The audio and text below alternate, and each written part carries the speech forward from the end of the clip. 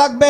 সরকার যদি বিল আকারে পাশ করে যে নারীরা পর্দার মধ্যে থাকতে হবে, পুলিশের চাকরি করতে পারবে মহিলারা, কারণ মহিলা আসামি ধরতে মহিলা পুলিশ লাগে, কাজেই মহিলা পুলিশ লাগবে, চাকরি তারা করতে পারবে।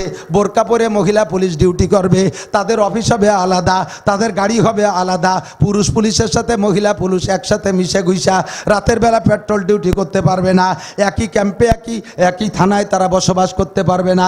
বিশ্বাস না হয় সৌদি আরব যেয়ে দেখে আসেন, মহিলা পুলিশের গাড়িতে একজন পুরুষ নাই, পুরুষ পুলিশের গাড়িতে মহিলা ওঠে না, ওর গাড়ি চালায়ও মহিলারা।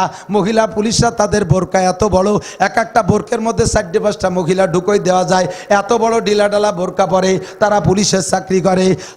প্রাইমারি সেক্টর পর্যন্ত ভাই বোন একই স্কুলে পড়ে, ছেলে মেয়ে একই স্কুলে পড়ে। হাই সেক্টরে চলে যাওয়ার পরে ছেলে ভাইটা কোন স্কুলে পড়ে বোনে তা জানে না, বোন কোন স্কুলে পড়ে ভাই তা জানে না, ওদের জন্য আলাদা গাড়ি আছে, এভাবে তারা পৌঁছাইয়া দেয়। কলেজ বিশ্ববিদ্যালয়ে মেয়েরা পড়ে, যার যার ডিপার্টমেন্ট আলাদা, গার্মেন্টসে চাকরি করে, মহিলাদের গার্মেন্টস একদিক, পুরুষের গার্মেন্টস আলাদা দিক, প্রত্যেকেই কামকাজ করে খাক, কিন্তু পর্দার সাথে কাজ করুক।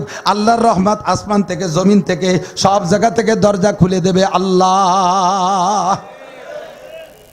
এমন হলে কেমন হয় বলেন তো? এমন হলে কেমন হয়? বাস্তবায়ন যদি নাও হয়, এই ভোটটা দেশের, এর বিনিময়ে আপনি এই সমস্ত আমল সারা বাংলাদেশের মানুষ করলে যে নেকি হবে, সেই পরিমাণ নেকি আমার এই শুকতলির মাঠে সবাই পেয়ে যাবেন। আমরা সমর্থন তো